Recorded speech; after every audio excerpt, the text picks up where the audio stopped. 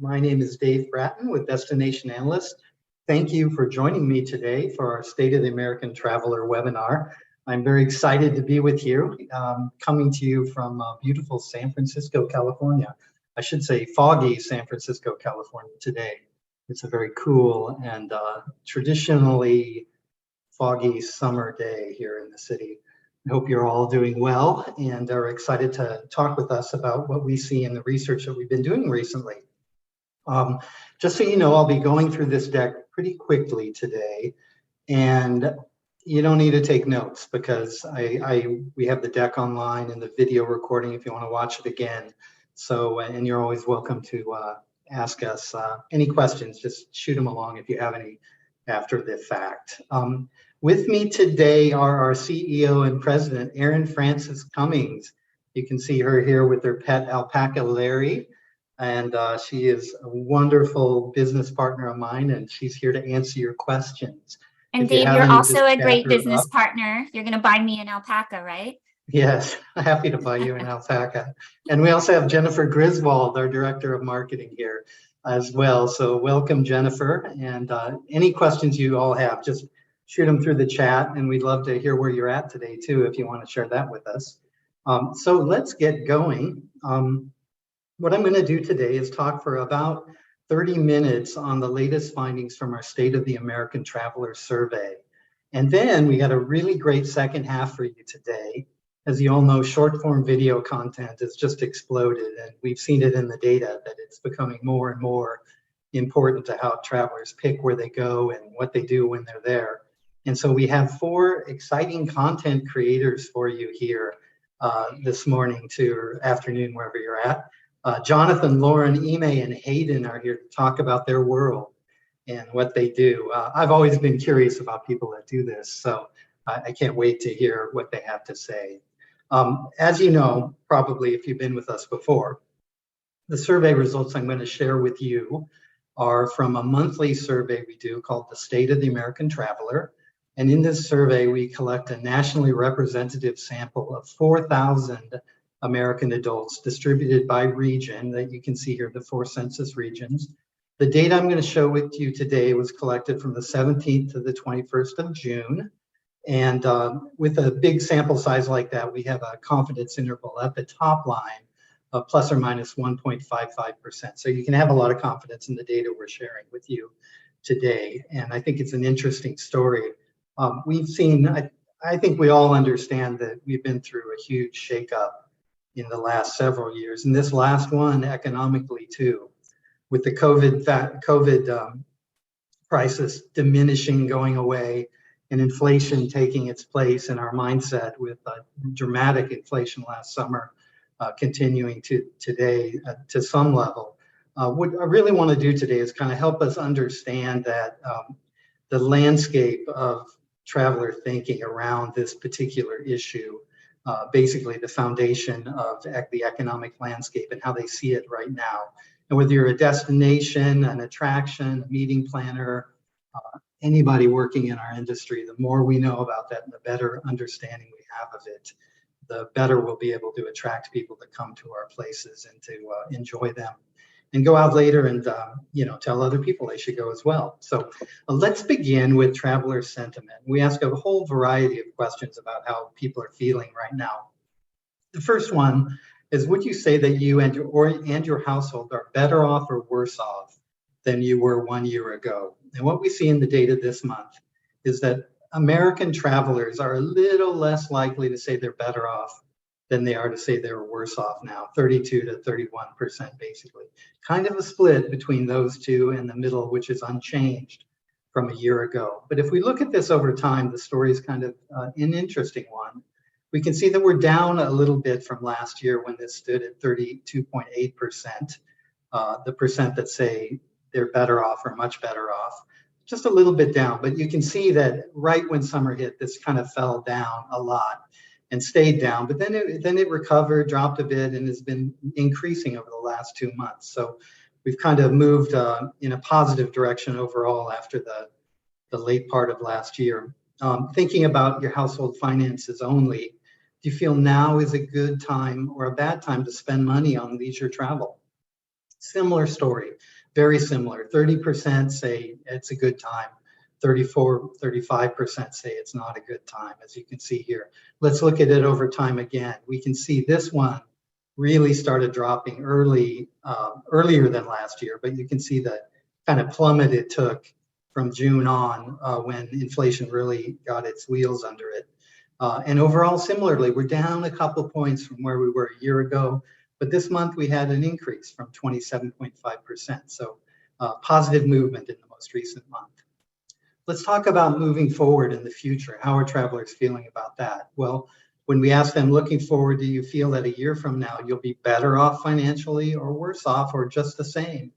We see that, as always, Americans are, if nothing, we are optimistic about money. 47% of us say we're going to be better off next year. 13.7% feel we'll be worse off, and about 40% in the middle. How does that look over time? We can see that we're up from last year when it was 43.5% in June. And you can see, looking at it, it bounces around a bit month over month and is down this month. But overall, we're in an upward trend in terms of that expectation for the future. We ask a question about how much at the maximum travelers are willing to spend or expect to spend during the next 12 months. And the typical American traveler says they'll be spending $3,700, basically $3,800 on leisure travel in the next 12 months. That has remained fairly constant throughout the year overall.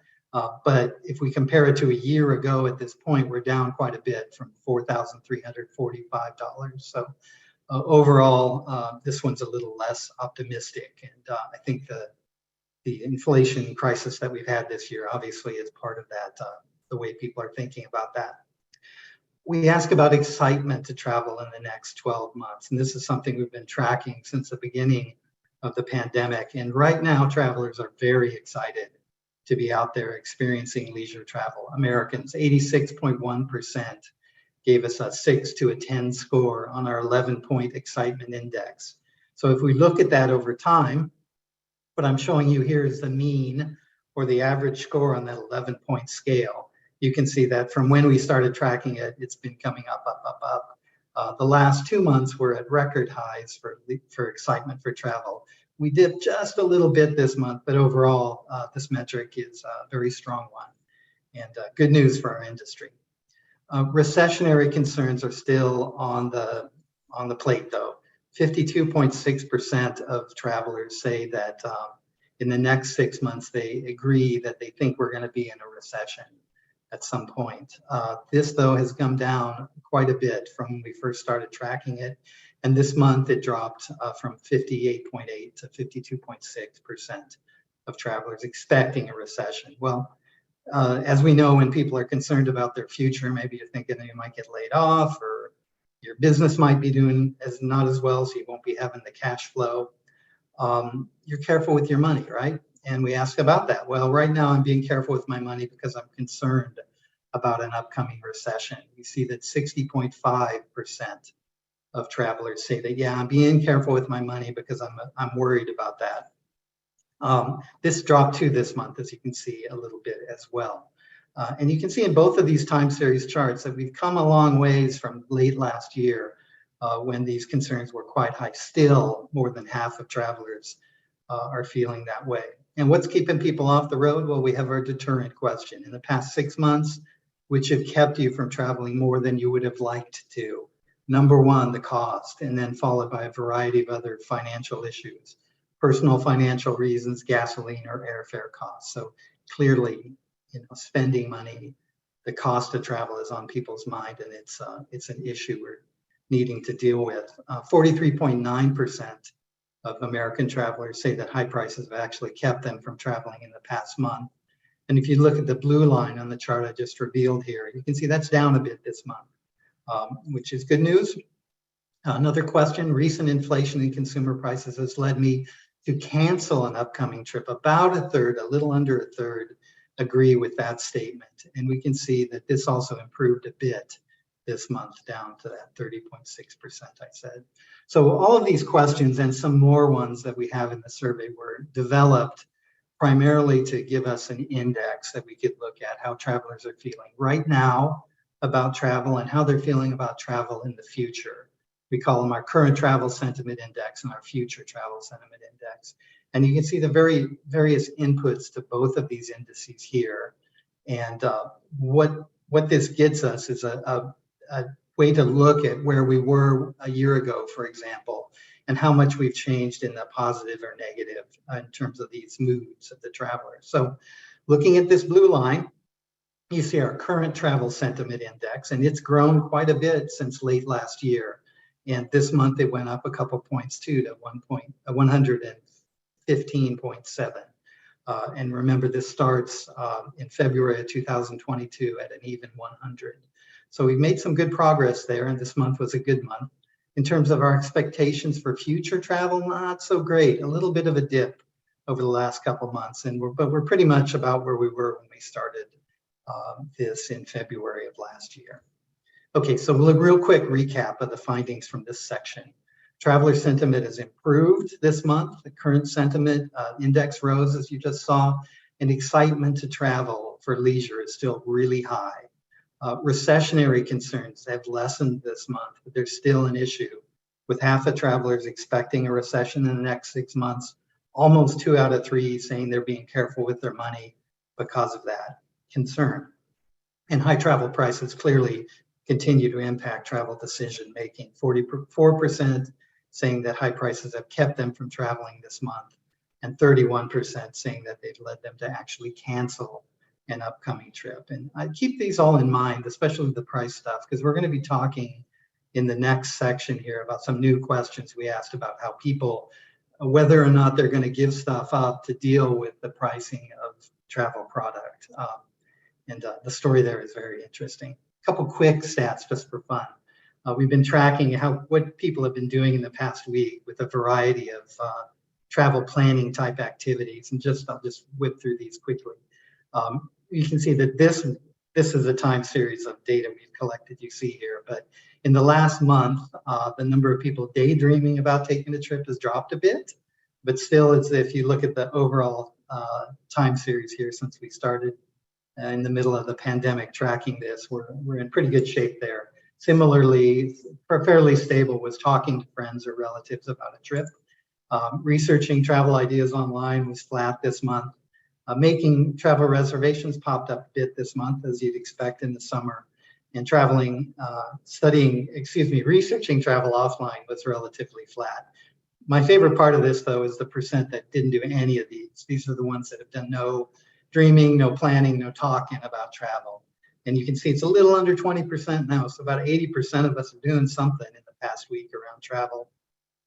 And it went up a little bit, but pretty much flat this month. Okay, let's look about actual travel behavior. 42% of travelers took a leisure trip in the past month, and 44% took a trip to visit friends and relatives. So a good deal of travel there. And if we look at this over time, you can see the blue and the black line at the top show those 2 points. And they both grew this month a bit. You can see overall throughout the year, this has been on an upward trajectory. Overnight trips aren't the only kind of travel. We have day trips as well, which we track. And more than half of travelers took a day trip for leisure this month, more than 50 miles from their home. And 47% did a VFR day trip this month. And you can see these over the course of the year have grown quite a bit. A lot of day trip activity right now. Perhaps a response to pricing. I don't know the answer to that, but it's good to see people getting out and doing these shorter trips. We also asked what month you actually have leisure trips on the books right now. And we can see that next month is the peak at 35.7% of all travelers saying they've got a leisure trip planned. A little bit lower in August, and then it tails off as we would expect. Okay, so we have an audience poll for you, and I'm doing this to kind of set up the next section. And what I'd like you to do is think about the past 6 months and which of these issues have you personally experienced with travel? And I'll tell you, I've been all over the place in the last 6 months, from Washington to DC to Texas, all over the place. And I've had excessive prices, bad customer service, and flight delays, but no overcrowding in any place I've gone. So tell us about it. And how about you, Erin? What have you experienced? somehow have escaped bad customer service. Have you? Lucky you. But maybe that's because I am always very, very nice to our hospitality industry colleagues. I think they deserve the best treatment. Maybe I need to change my attitude, you're saying. No, you're always very kind too. Well, it's not been egregious. So how are we looking here? So I can't vote as a panelist. Maybe Jen can come on and tell us. Yeah, so we're at about 59%, 60% at excessive prices. 44% of our participants, 45, it keeps bouncing around. Let me say flight delays and cancellations. Yeah, it looks like only 14% have none of these. So a lot going on. And I wanted to kind of just explore the relationship between our media and our experiences out there in the field, you know, travelers and Americans. So I just did a little looking around at how the media is talking, and something struck me.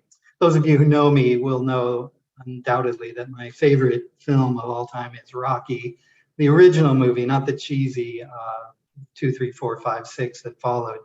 But you can see here Rocky being beaten up by the evil villains in the 2, 3, and 4 movies. And it just struck me, for whatever reason, that the travel industry is kind of like this in the way the media has been talking about it lately. We've been taking a bit of a beating. And if you don't believe me, I picked some stories I just wanted to share with you that I saw recently. Wall Street Journal said, face it, that $6,000 vacation isn't worth it right now. New York Times, going to Europe this summer, you're not alone. And the story paints a very dire picture of crowds everywhere you could possibly go in Europe. Recently, a couple weeks ago, summer travel season off to a rough start amid widespread flight delays. And then why your dream summer vacation may be a travel nightmare. So not exactly what we want the media out there talking about. And interestingly, I see the same thing in social media. I'm just going to share a couple with you here that appeared on my TikTok feed. Excuse me. The first one I'm going to tell you is showing the line to get into the Vatican Museum, one of the great museums of the world. It's fairly shocking. See this. Let me turn this down.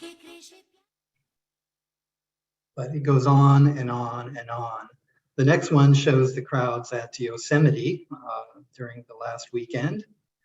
And this one doesn't look quite as bad, but has some terrifying music to it to scare us all.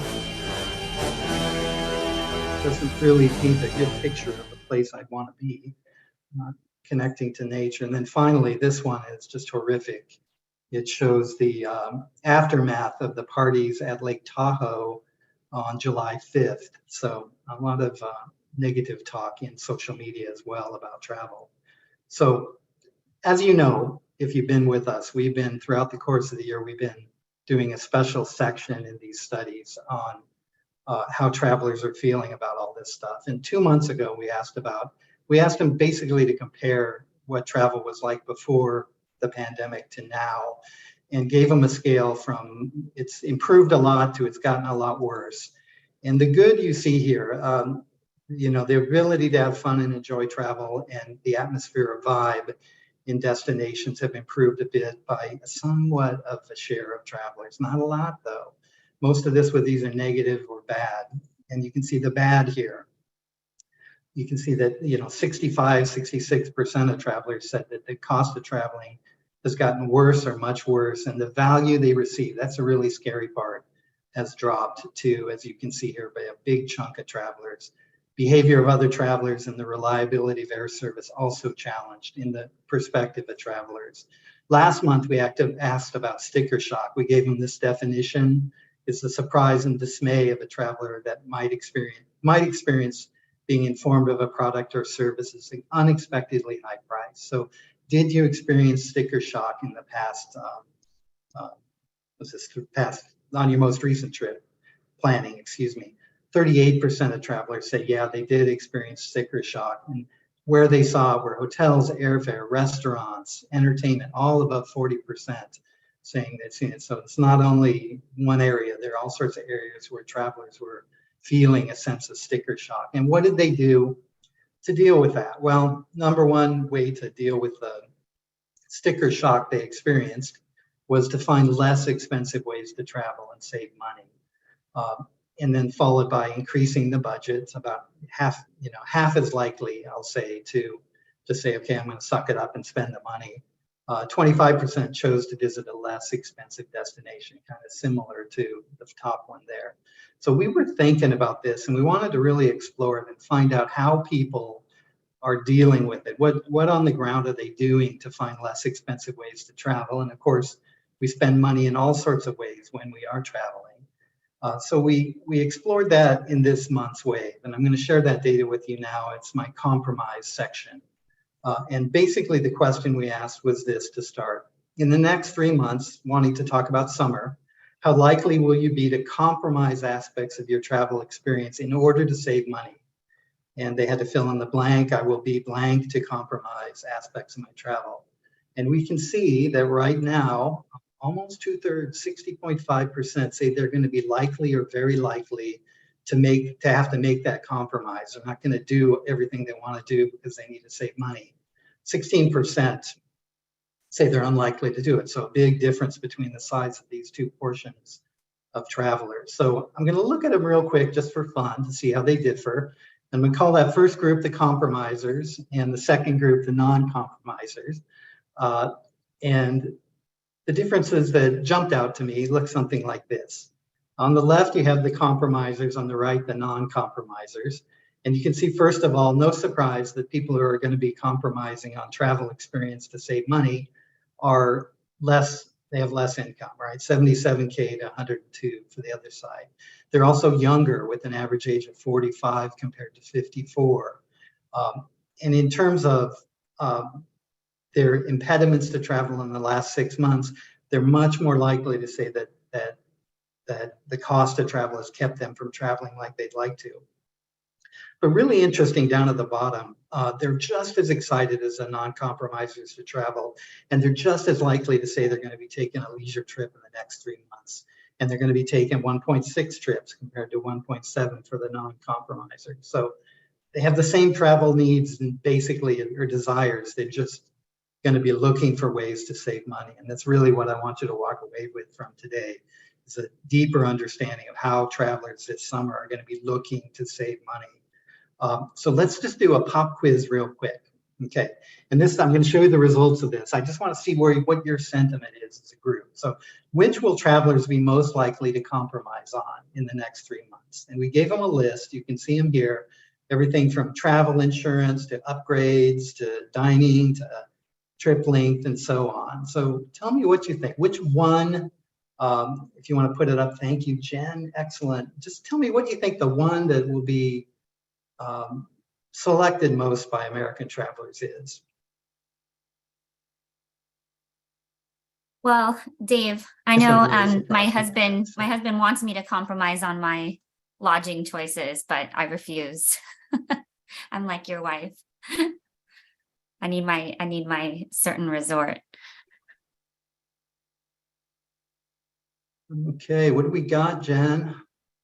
We're seeing a lot of response. 26% of participants. I'll just read the results as I see it. It looks like upgrades or premium services is number one, as voted by this group. Close behind are extra services. So it looks like we're thinking that people in travel insurance, it looks like we're thinking that people are be cutting out those extras as a way to save. So let's look at that though and see what the real answer is, because it's not that.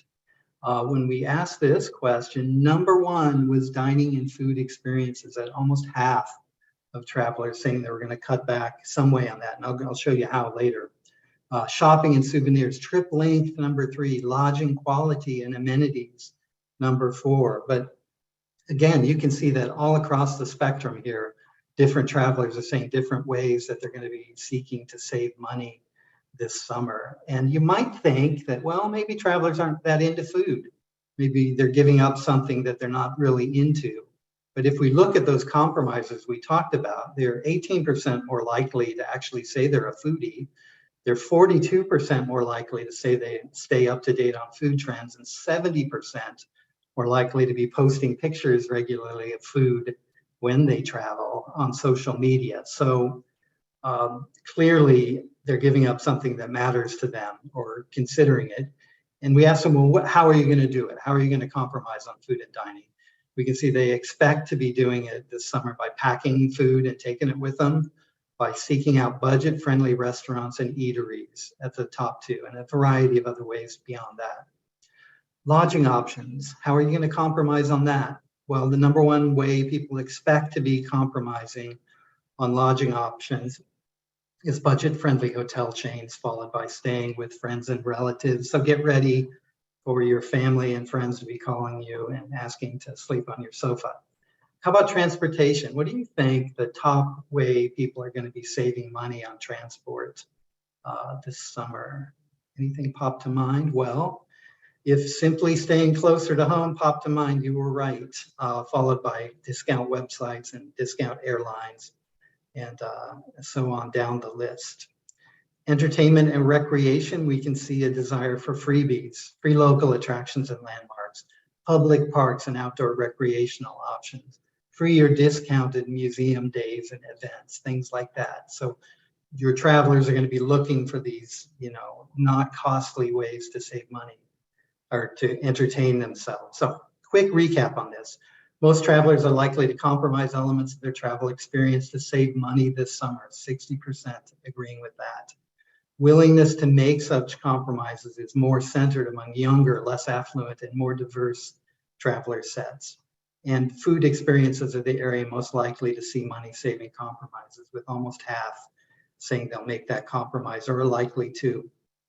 But shopping trip length and lodging quality are also on the docket here as the bigger ways people are going to be looking to save money. And I really wanted, like I said, to share that with you all, to just kind of paint a picture of the landscape. My bad travel experience I mentioned to Erin was in a small town in Washington State. And we went in and asked the person at the front desk at our hotel for a restaurant recommendation. She, of course, kind of crankily threw a list of restaurants at us. But, that kind of interaction is a great chance to actually show people things like, okay, here are some budget-friendly restaurants. Maybe these are a little more upscale, help them enjoy your place so that they'll want to come back and they'll say good things about you and won't be complaining on a webinar 3 months later. So that is all I have for you for data today. I want to thank you for sticking with me. A couple things just to remember. We have our Passion Profiles reports available, which we have done through this survey, and you can see all the different passion profiles. These are things that travelers are passionate about. Everything from, theme parks to fashion to food and wine to big game hunting. And basically you can purchase a report about those travelers, people who are passionate about them, and also have access to a dashboard where you can dig in and look at a lot more detail. We have our best practices in TikTok content travel report ready. It's really interesting. So you might want to look at that. And if you need any research at all, please contact us. We are a full service team. We do it all, and we would love to be your research partner. So we look forward to talking to you. If you want to follow us on social media, here are our handles here. And I am going to pass it off to my fantastic business partner, Erin, now to Hey, everyone. talk about content creation. I'm not sure, Dave, if you can hear us.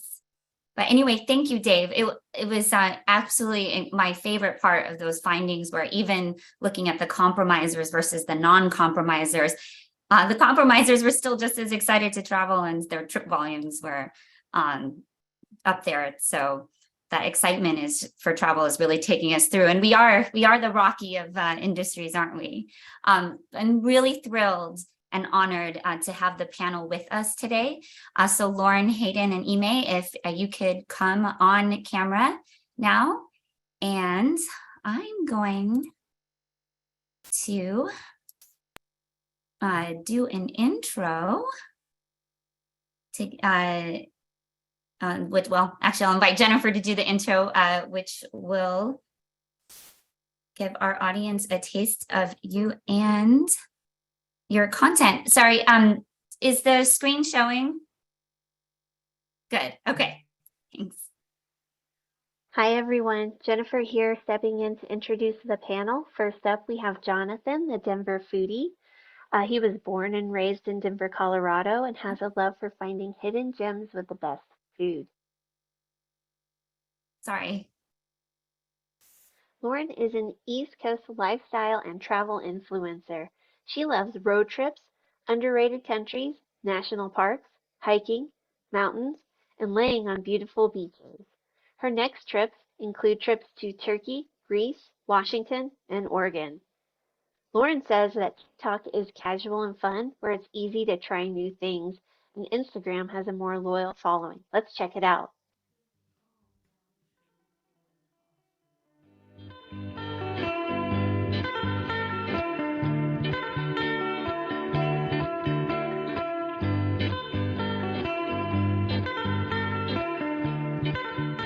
She'll lie and steal and cheat and beg you from her knees, make you think she means it this time. She'll tear a hole in you. Next on our panel is Aime Umo. He is an award-winning aerial photographer who travels the globe working with tourism boards and travel brands to capture unique narratives through aerial photography and short-form video. His upcoming adventures include exploring Cartagena, Colombia, and the vibrant landscapes of Colorado. His favorite social media platforms are Instagram for its visually rich format and LinkedIn, which offers a space to engage. Most about the Black travel community is how globally diverse we are. I've come to realize that we all travel for different reasons, whether it's traveling to capture photos or videos to inspire others, or to build community, or even to do social good. It took me a while to find my own travel purpose, but I've come to realize that it's all about the connections that I make and the stories that I hear that really give me a holistic travel experience. There's just something about sitting down and connecting with different people from different walks of life from all over the world and helping them to amplify their stories. Storytelling gives me a foundation to build a better understanding of the world, and it's my hope that more travelers can embrace their voice, their story, and use it to make a positive impact in this world. So if you're a traveler and you want to learn how to tell better stories using just your phone and your voice, save this post and follow for more storytelling tips and guides. Next up on our panel is Hayden from Miles Partnerships. Hayden is the TikTok platform manager at Miles Partnership, where she crafts the strategy for clients on social media's vertical videos. Her love of travel comes from her parents. Her favorite social media is TikTok because she's never seen an app develop conversation that way. Let's check it out. Honey. Honey.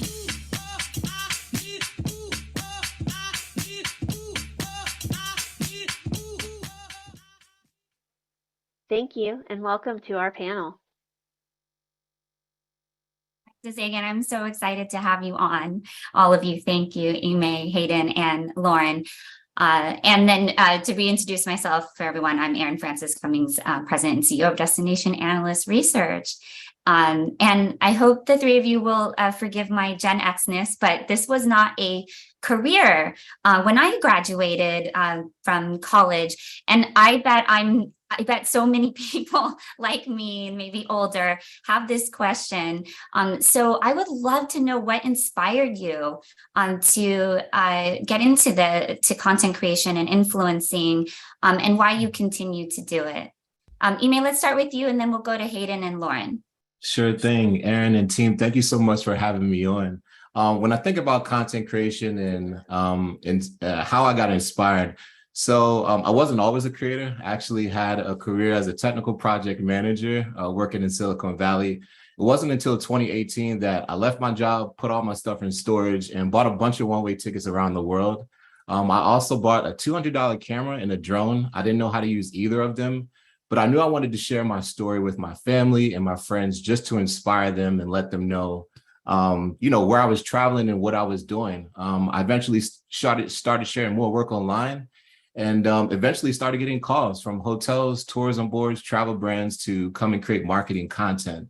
So it started as a way just for me to kind of explore the world, dibbling and dabbling into, photography that really turned into a business. And what I really love about it nowadays is that, I really focus on storytelling, authentic storytelling. So it's what are the types of connections that I'm creating with the environment or the new city that I'm in. And also the people. Community is a big part of what I do. So I really just try with my storytelling to use both aerial and short form video content creation to make these destinations feel a little bit more accessible and really inform people about what they can expect before they get there. Fantastic. All right, Hayden and then Lauren.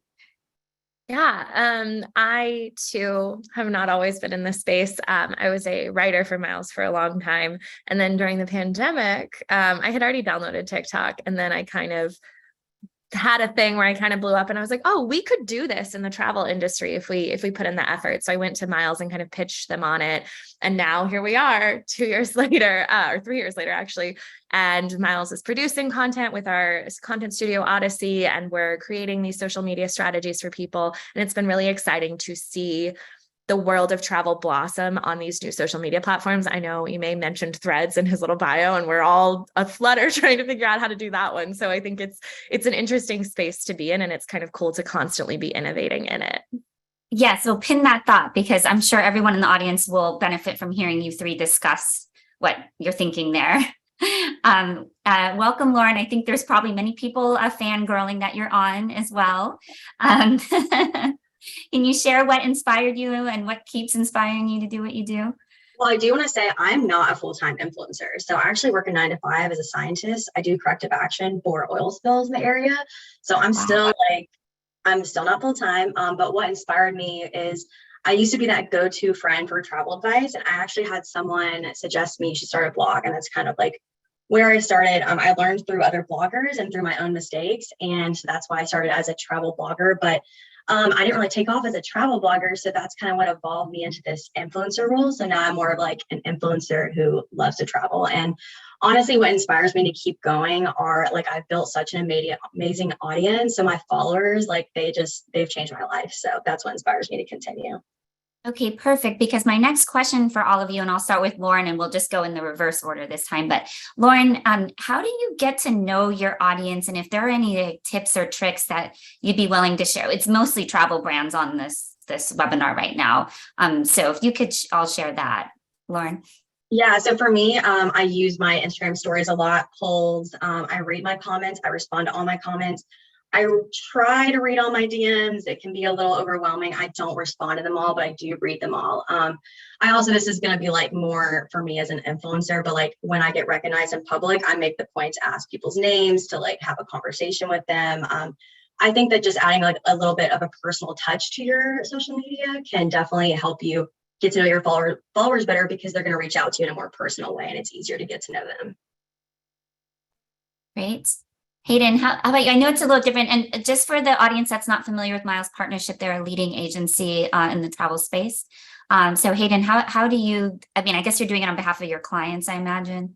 Yeah, it's obviously the metrics. We're looking at all of the analytics for each platform, but also from personal experience and from working with our clients, the comment section, like Lauren just said, is so important. Actually interacting, and we tell everyone respond to every comment. As long as it's not, negative, then delete that comment. But always be responding to your DMs, your messages. Anytime you're tagged in a video, be responding to that. Like, oh, we love this video. Thank you so much for visiting. That way you kind of get an idea of what people are doing in your destination, so that you know what to film going forward. And also, we found Google Form surveys in the link in bio, asking people what do they want to see, what are their favorite things about the destination, can really help too, because you get a lot of really good constructive feedback, and then that can help inform your content calendars and your strategy going forward. Well, Hayden, bless you as a market researcher. I always say that just go ahead, just ask them. They'll answer you. Google Form, perfect. All right, Ime, how do you get to know your audience, and any tips and tricks that you can share? Yeah, absolutely. So I'm a big user of Instagram, and within Instagram, not only, when I travel, I'm sharing daily stories, but I also like to ask questions in a poll. So that really allows me to connect with my audience to know what they want to see from me, or if they have questions about the destination. One of the things I started doing a few months ago was also just being live.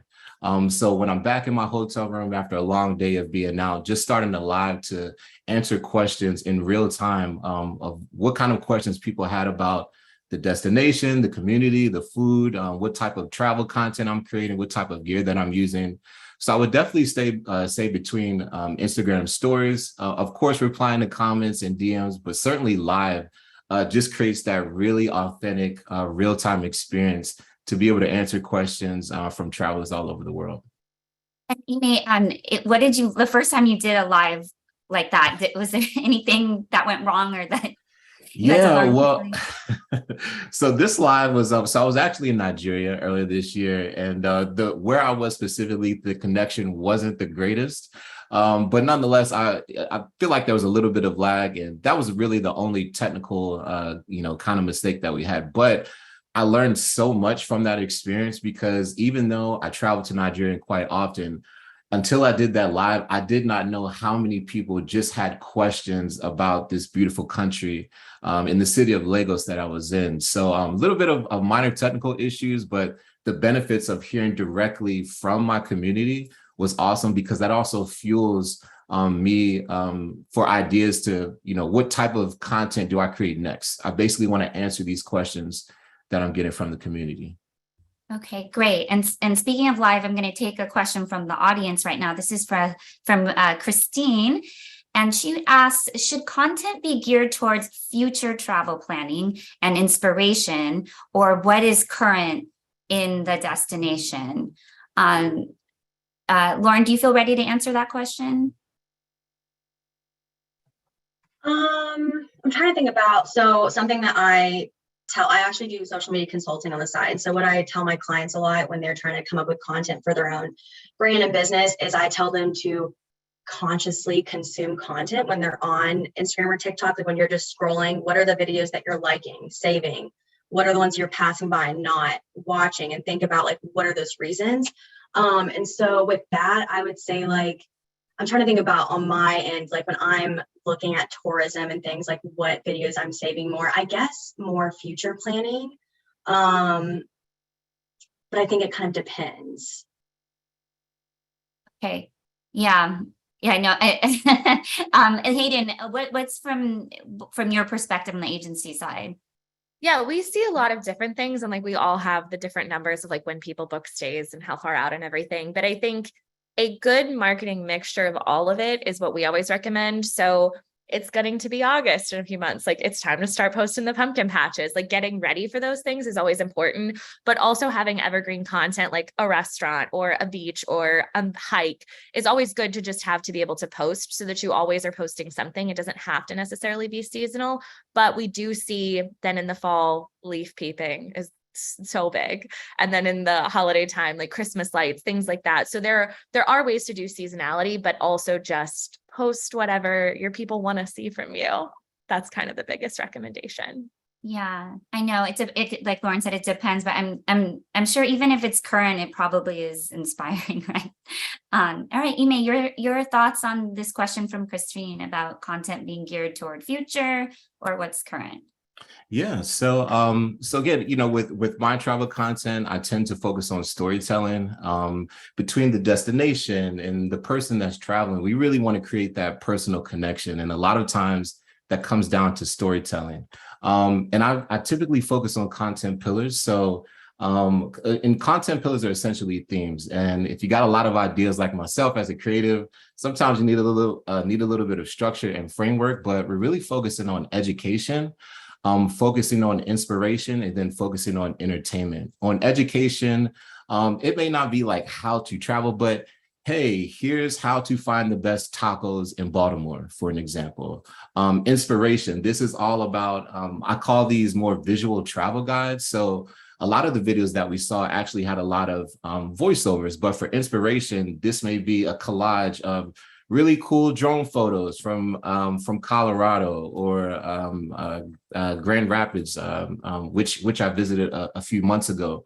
So focusing on inspiration and then of course entertainment. Again, we want to try to evoke some type of emotion from the client, from the audience. So it may not be a story or narrative per se, but we certainly want to create an entertaining clip whether it's 3 to 10 seconds, to just kind of get people engaged and to stop them from scrolling. So yeah, definitely focus on education, travel inspiration, and entertainment. Perfect. Okay, I'm going to take one more question from the audience, and then I want to hear what you all are thinking about Threads. So Lauren, I'm going to start with you again on this question. So an anonymous attendee wrote in, curious to hear panelists' thoughts about creating responsibly, community care, respect, or stewardship with their followers for the places being showcased via content shared. Lauren, want to start with your thoughts about creating responsibly? Yeah, absolutely. That's a big thing whenever I'm creating that I think of a lot. And I mean, the biggest obvious one that I feel I have responsibility for is like saying leave no trace. Like leave no trace, leave it better than you found it. Emphasizing that, like respecting, especially with like international travel, respecting the cultures, being educated about where you're traveling and knowing a little bit more about where you're traveling before you go. I think that is, as a creator, we are very responsible for doing that. Yeah, thank you. Hayden, how about you? What are your thoughts? Yeah, it's interesting. We saw a creator mate who's huge in Denver create a food TikTok about a restaurant, and the restaurant got so overwhelmed that they actually closed 6 months later because they were so inundated with people. So I think as DMOs, as like agencies, it's kind of our responsibility when we're working with influencers to choose places very carefully so that they can withstand the popularity that they might receive based on a TikTok. And also the leave no trace, the respecting of cultures. The amount of times I've seen influencers go around and do the craziest things at like very cultural places scares me. So it's always like on the DMO, on the agency to be very aware of those things and say, when you're in your contract phase, this is how we want you to handle these kinds of things, because it can get just, you don't think about things sometimes. And like, you won't expect a restaurant to close because you gave it publicity, but they can't handle something like that. Wow, that's fascinating. Lauren, did you want to add something in? Yeah, I just want to say, as a creator, whenever I work with restaurants specifically, like restaurants that whether I'm getting paid or not, I will give them a heads up. Hey, I'm going to be posting this. Which the ones that I work with and get paid for, it's easier because we usually have a schedule and they know when it's going to get posted. They already know when I'm going to post. Because I've had some similar things. I've had like a video go viral for a paid partnership, and they just, I guess they paid me but didn't expect it to go viral, and they were a little overwhelmed the next day. But from then on, I have a long-term partnership with that restaurant. So from then on, we just had the conversation, like they understood that the impact I'm going to have. So after that, I always like let someone know whether I'm in a partnership or not, like before I post something, just so they know in case it goes viral, they're prepared. This is so fascinating. Thank you. Ime, what are your thoughts on creating responsibly? Yeah, a lot of times when I think about creating responsibly, the thing that comes to mind is creative etiquette. So as I mentioned, hey, I'm a drone pilot, and drones aren't always the quietest tools to use out in the open. So, what we try to educate and tell, especially new beginner drone pilots and even creators, be cognizant, be mindful of where you are. I know that, really nice shot at the beach down in Ocean City, in the morning is great, but, imagine if you were going to a beach just to get some sun in the morning and you heard this, drone just flying over. So I think it's for creators, it's about, building that sort of professionalism and also being a creator, being aware of your surroundings. One of the movies that just stuck out on my head is The Last Tourist. And I'm so glad I watched that as a travel creator, because even though I love traveling and I love taking pictures, it really allowed me to take a step back and actually look at the impact. So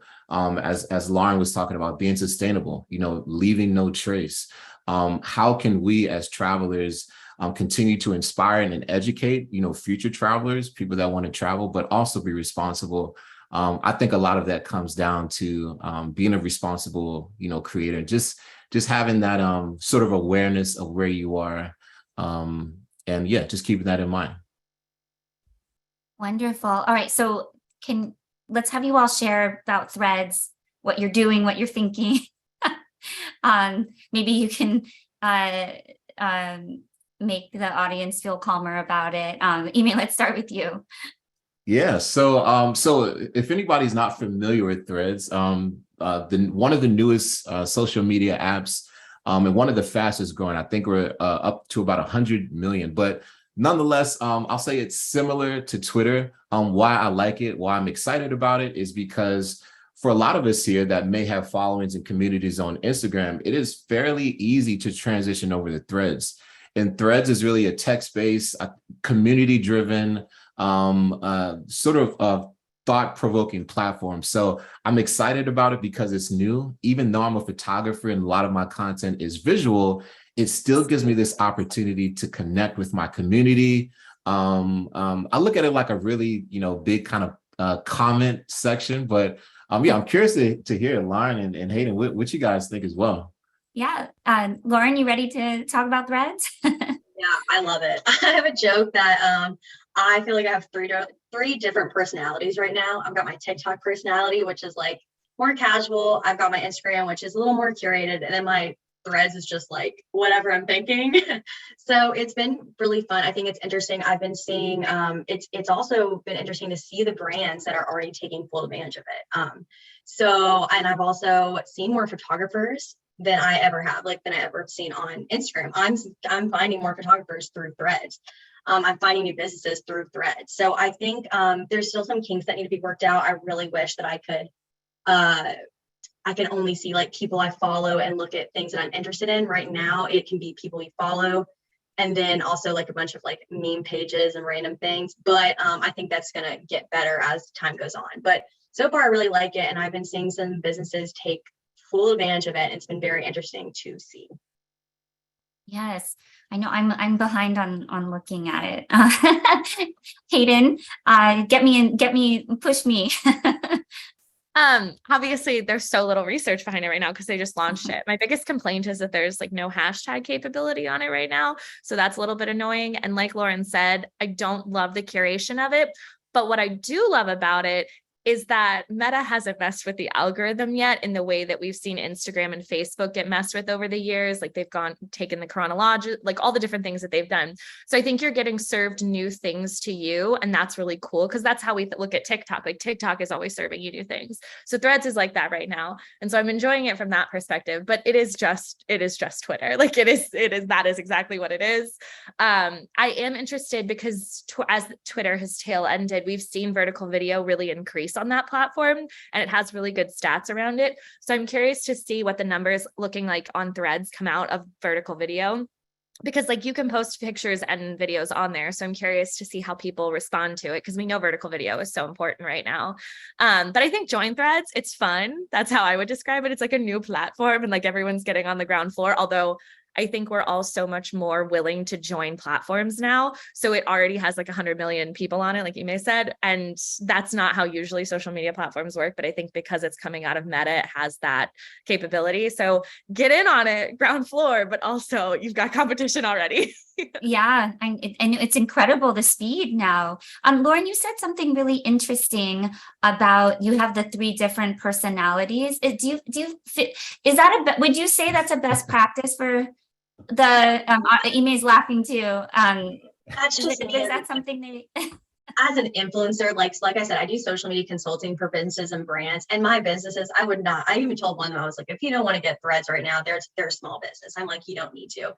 And I would say from a business perspective, you should probably still be consistent on all 3. It's just as an influencer, this is what I love about being an influencer. I can do whatever. I can do whatever. I have an audience and a following who likes me as me. And so I can kind of have those 3 different funny personalities. But as a business or a travel brand, I would say Threads I feel like Threads and TikTok is still a way for you to be more casual and put yourself out there and try new things. But not necessarily to the extent that I explained. Ime, you had your hand up. Yeah, no, I totally get, where Lauren's coming from with the multiple personalities. And again, I think it's just a different way to connect with your audience. So, as Lauren mentioned, Instagram is, sort of turning this curated feed. There's plans and there's when we talk about online conversation, it's, for me, I'm really using it off the cuff. and really honestly trying to answer and provide value through the questions that my audience, that my community is asking me. So there may be questions that, destinations get on a regular basis. I kind of think, depending on your plan, Threads may be a great kind of low-hanging fruit way to consistently speak and build, connections with your audience just by really commenting. Doesn't always take a picture, doesn't always take a video, but it can be a way just to get those thoughts out and online and start building community around that. So yeah, just like Hayden mentioned, I mean, they didn't even roll out hashtags yet, but when they do, I think that's just going to open up so much more search functionality. And again, all around building community for travelers, for creatives and all the likes. That is really great thinking. Okay, well, we could probably talk for a long time. I only have a couple minutes left with you, and wanted to get for the audience just your advice, your tips on for.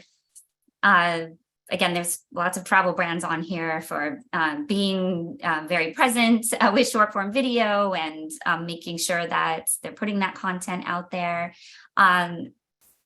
Hayden, you want to start us off with some advice, tips and tricks? Yeah, I think the biggest thing is it's a big time commitment. Like it's a huge time commitment and you have to be ready if you want to do this a lot and be successful at it. But there are ways to make it easier. If you're not using a scheduling platform like Sprout, please invest in it and makes your life so much easier. You can use your cell phone with this stuff. You do not need to hire a film crew, although I will say Odyssey is great for that if you want to hire us. But we also have people like me who go out and film in a destination for a much cheaper price. And also use CapCut on your phone, use iMovie. Like it does not need to be this film production that I think some people might think video is. And if a water management district in Northeast Ohio, who I follow, can do TikTok and Instagram and YouTube Shorts, you can do it. There's just a way that you have to figure out how to do it. Create your content calendar, use those tools, and you'll be fine. That's my advice. Thank you, Hayden. Lauren, what's your advice? Yeah, so what I tell a lot of my clients is I think that it's really important, especially when a business owner, when social media may not be your top priority because you're trying to keep a business up and going. But just like set a time where you can sit and make a plan for the next week. And not that you have to edit and film all on the same day, but you at least have a plan and you have goals for what you're going to post. Like you're providing value to what you're going to post. So you're not just posting Happy Tuesday with a picture of a palm tree that, it doesn't add a lot. You want it to be like adding value. And so I encourage my clients to come up with goals and then use their content to address those certain goals. And then I also tell them to set, like when they're coming up with a schedule that week, to set realistic goals. If you do not think you're going to post every day, don't make yourself don't set that goal to post every day. If say you're going to post twice that week, start small, make these accomplishable goals for when you're going to post. And I think that it makes it, I think the big thing about social media is it comes easier when you enjoy it. You have to find ways to enjoy it. And I think that can make a big difference. Wonderful advice. All right, Ime. What would you like to add here? Indeed. Yeah. So I would say, right off the bat, lead with diversity. And I think that's diversity in stories, that's diversity in perspectives. One of the reasons why I fly a drone is because it just offers a completely different perspective than what you would ever be able to see on the ground. So as it pertains to stories from different backgrounds, stories from couples, stories from solo travelers, from all around the spectrum. So lead with diversity. Storytelling is my specialty. So really creating those personal connections with your content, whether that's a picture or a 30-second story, or even just a threads comment, but always focus on stories. And I really love what Lauren said about creating value. Utility videos is in those visual travel guides. You want your community to be able to leave knowing that they learned something about your destination or interesting fact. But yeah, when you create content, always try to create value with it, and we all win. Well, thank you all so much. So my story is that I'm always late and I've kept you 1 minute over. But really incredible insights that you shared. And thank you for what you are doing for the travel industry and for your followers. So we'll make sure that everyone has your information. Audience, thank you for joining us once again this month. We will see you in August. Have a happy summer. Take good care, everyone. Bye-bye.